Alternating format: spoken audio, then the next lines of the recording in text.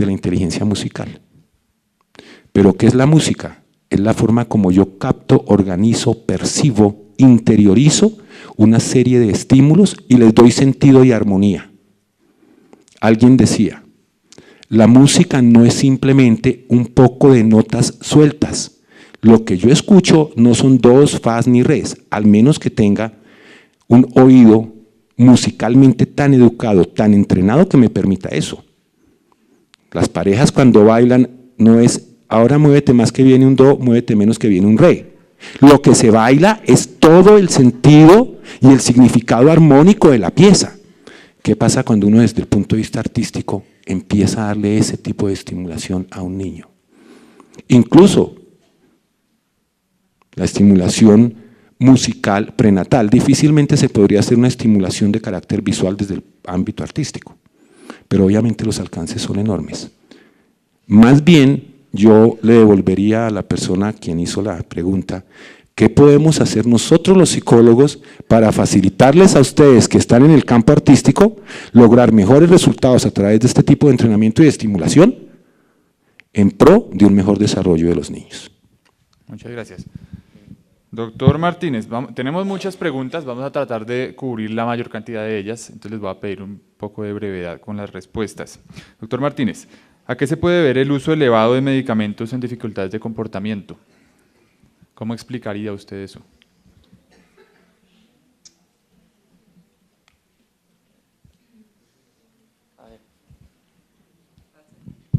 Bien, ¿a qué se puede deber el uso frecuente? Bueno, sabéis que el proceso de prescripción de medicamentos está sujeto a… es muy complejo y está sujeto a muchas variables. Muchas veces, desde mi punto de vista, y creo que hay evidencia suficiente para afirmar que están sobrevalorados. Hay, por ejemplo, una autora que se llama Moncrief, que escribió un libro que se llama El mito de la cura química y que un poco desmonta todo, gran parte del paradigma, ¿no? Tened en cuenta que hay un paradigma biologicista que es el imperante, que según el cual todas las alteraciones, todos los trastornos psiquiátricos y alteraciones comportamentales son debidos a desequilibrios químicos. Pero en realidad estos desequilibrios químicos están en interacción con todo, como decía Nico. Entonces, nosotros estamos más en otro tipo de paradigma en el cual los fármacos pueden tener un valor, pero tienen unas limitaciones que hay que respetar y sobre todo hay que dejar paso, o sea, no vemos bien que los recursos se inviertan en medicamentos en detrimento de otros recursos que son fundamentales, ¿no?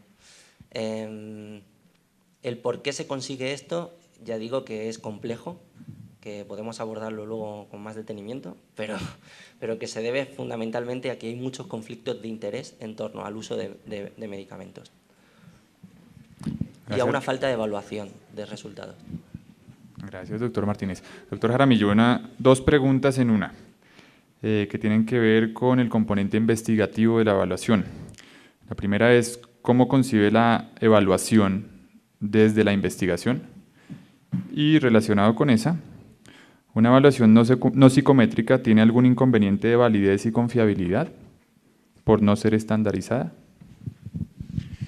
A ver, tenemos muchas herramientas para evaluar desde un modelo formal de la investigación. Yo puedo recurrir a unos esquemas de investigación muy refinados. Por ejemplo, investigaciones con pretest y posttest, investigaciones de línea de base múltiple, investigaciones con reversibilidad o no reversibilidad, etc. ¿Qué es lo que ocurre allí? Que independientemente de la metodología investigativa que yo utilice, lo que debo de perseguir en últimas es un beneficio para el objeto investigado, en este caso el sujeto, y si hablamos de discapacidad cognitiva, la comprensión de los procesos cognitivos.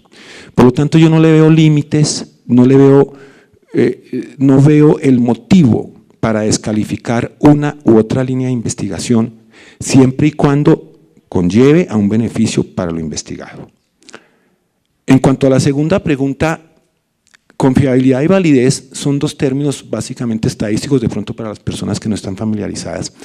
Ayer lo hablaban. Yo aplico una prueba, y ayer alguien lo mencionaba.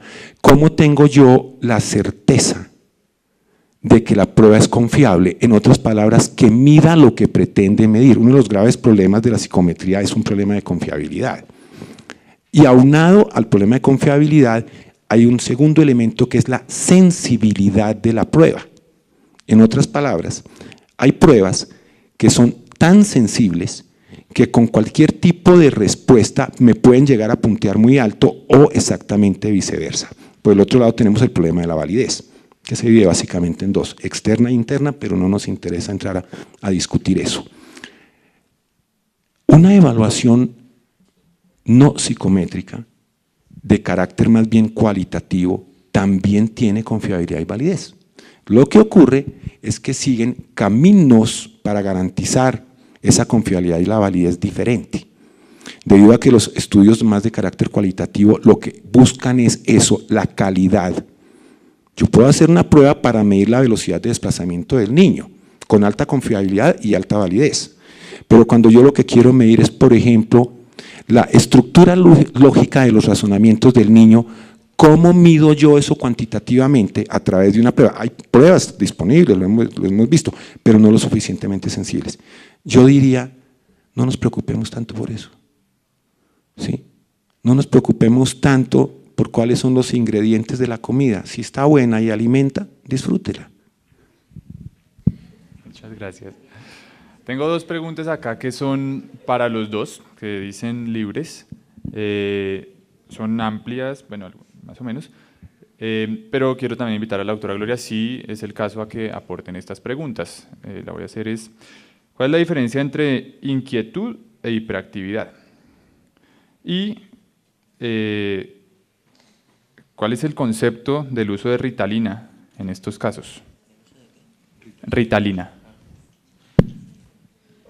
El que se anime. Bueno, sabéis que es un poco controvertido el tema del trastorno de hiperactividad.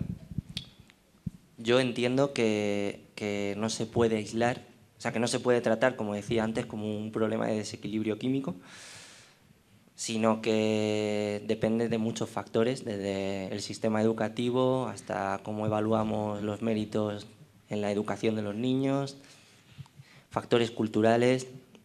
Entonces, la definición es quizás muy difícil de establecer, sí que depende mucho del entorno social y cultural de los padres y de la sociedad donde están.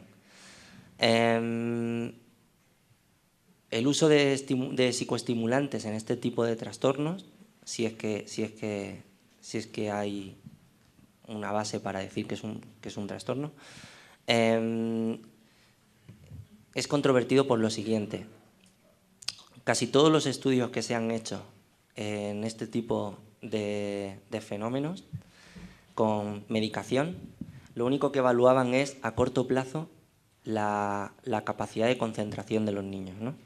O que sacaban mejores notas a corto plazo. Bien, entonces, esto es simplemente como la base neurobiológica la podría explicar, pero es que es una hipótesis que yo mismo no me creo del todo.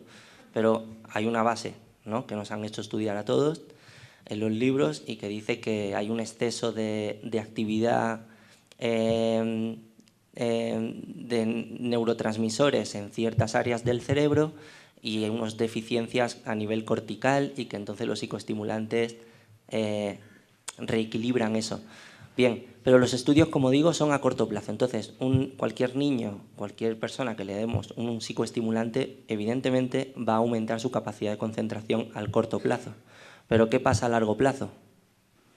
En primer lugar, ¿qué pasa a largo plazo? Segundo lugar, ¿qué morbilidad estamos añadiendo? Porque hay una toxicidad cardiovascular, por ejemplo. Puede haber también un problema de adicción. Es decir, se puede hacer complejo y sobre todo, ¿por qué importa tanto el mérito académico? ¿Por qué importa tanto, por qué importa tanto que estén sentados y que el sistema de educación sea unidireccional? ¿Y por qué? Es decir, hay un montón de preguntas que tienen que ver con cuestiones que no son neurobioquímicas, sino que son de índole social y cultural, que no se abordan y que tienen que abordarse si queremos comprender estos fenómenos y no utilizar tanto medicación para paliar unos síntomas que tampoco sabemos muy bien a largo plazo qué van a hacer. Esto, como digo, es mi opinión, pero hay una base para lo que estoy diciendo. Gracias. Bueno, en cuanto a inquietud e hiperactividad. Pasar a la siguiente, que tenemos una gran cantidad de preguntas y creo que está... Como había inquietud e hiperactividad. ¿Sí? Mire, la hiperactividad hace referencia a una entidad patológica claramente determinada y que tiene unas manifestaciones comportamentales. La inquietud, por lo menos como así lo entiendo y lo he visto yo, se refiere más a la manera como una persona puede calificar el comportamiento de otra persona, en este caso de un niño, pero que tiene que ver más bien con el estado de ánimo, su vínculo con las respuestas conductuales y algo bien importante, está más determinado por variables ambientales, ¿sí?, que por variables somáticas o organísmicas. Pero no sé si la doctora Gloria quisiera. ¿Sí? También abierta. Si algunas condiciones o lesiones en la discapacidad son irreversibles, ¿los comportamientos agresivos o destructivos también lo son? ¿Y se pueden modificar sin fármacos? Les doy el punto de vista desde la psicología. Una cosa es la irreversibilidad de una condición, de un daño. Otra cosa es cuáles son las manifestaciones asociadas al daño. Esas manifestaciones, a través de programas, por ejemplo, de condicionamiento, contracondicionamiento, reforzamiento diferencial, qué sé yo, tantas alternativas que existen, sí se pueden decrementar e incluso llegar a extinguir. La discapacidad como tal continuará. Ayer se manifestaba en una de las ponencias, que todos lo sabemos, el daño cerebral es irreversible. Si existe el daño cerebral, la condición de discapacidad cognitiva ahí estará. Lo que yo puedo hacer es atenuar sus manifestaciones. En otras palabras, un niño porque tenga daño cerebral no por eso tiene que ser grosero. ¿Sí? Gracias. Doctor Francisco, la utilización de psicofármacos por una larga duración, por una larga o prolongada suministro, ¿dejan de surtir el mismo efecto? La utilización de psicofármacos por una larga duración. Ya, si hay tolerancia al efecto. Si hay tolerancia al efecto, ¿no? Sí. Bien, el tema de la tolerancia al efecto con los neuropsicofármacos es un fenómeno bien establecido. Es decir, por ejemplo, se sabe que para los opiáceos, por ejemplo, hay un fenómeno de tolerancia a través del cual cada vez, si se utilizan de forma sostenida, cada vez hay que utilizar dosis más altas. Y de hecho luego, si hay una retirada brusca, aparece toda una sintomatología de abstinencia. Vale. Esto está muy establecido para opiáceos. Y está establecido también para los psicofármacos, pero no se conocen tanto, o no se ha estudiado tanto el fenómeno. Entonces, por ejemplo, para los antidepresivos, pues también hay estudios y hay evidencias que dicen que hay tolerancia al efecto antidepresivo. Con los antipsicóticos ocurre de la misma manera, ¿vale? De hecho, si tenemos a personas con antipsicóticos durante 6 meses y de repente retiramos el fármaco, lo hacemos de forma brusca, probablemente aumentamos el riesgo de un brote psicótico. Esto responde a fenómenos de tolerancia. Es decir, ¿por qué? Es muy sencillo. La farmacología es la interacción entre una molécula y una maquinaria biológica. ¿Cuál es la diana de un psicofármaco? El sistema nervioso central. El sistema nervioso central no responde a una organización cartesiana, responde a una organización cibernética. Es decir, hay un dinamismo muy fuerte, está en constante evolución el sistema nervioso central. Por lo tanto, se va a adaptar a cualquier estímulo, incluido a una molécula química. Hay procesos de adaptación. Entonces, sí, es un fenómeno. Lo que pasa es que en determinados grupos de fármacos está muy establecido, es muy conocido, y en otros no es tan conocido o no interesa tanto que se conozca, pero no está muy difundido el fenómeno, pero sí que ocurre. Gracias, doctor Martínez. Vamos a hacer una pregunta para el doctor Jaramillo. ¿Qué estructura seguir en este tipo de evaluación que usted propone para no caer en subjetividades que, digamos que, dado que esto no permite una estandarización? A ver, yo puedo validar de diferentes formas una prueba. Es que el concepto está en la prueba. Nosotros tenemos idea de que una prueba tiene que ser algo escrito, algo muy estructurado, ¿sí? Y por eso hablamos de validez, confiabilidad de esas cosas. Pero el ejercicio permanente, tome usted, por ejemplo, un grupo multidisciplinario, entrénelo en observación y diagnóstico. En la medida en que hagan más y más repetitivo el ejercicio, van a dejar de ser un grupo multidisciplinario para convertirse en un grupo interdisciplinario. Y sin embargo van a seguir utilizando la misma técnica de observación y de evaluación. A mayor certeza yo pueda tener sobre los resultados esperados, más confiable va a ser ese proceso de evaluación. Muchas gracias. Miren, hay varias preguntas acá, pero vamos a hacer una última pregunta. Vamos a hacer un cambio en la agenda y ya les voy a comentar de qué se trata, pero esta pregunta me parece bien interesante, va para el doctor Francisco, pero tal vez de pronto el doctor Jaramillo también la pueda complementar. ¿La institucionalización de personas con discapacidad intelectual se constituye en un factor agravante de la conducta o trastorno que se presenta?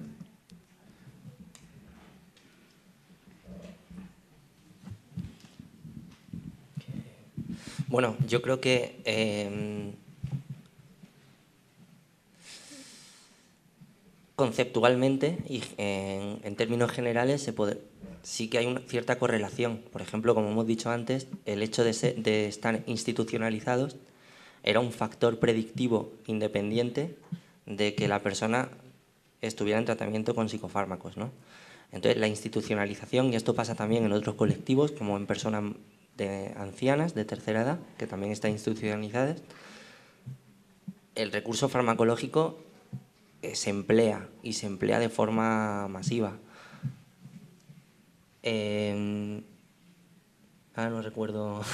Sí, es un factor agravante de la conducta. Bien, entonces… Sí, constituye un factor agravante. Sí, de la conducta. Entonces, desde este punto… De la discapacidad. Sí.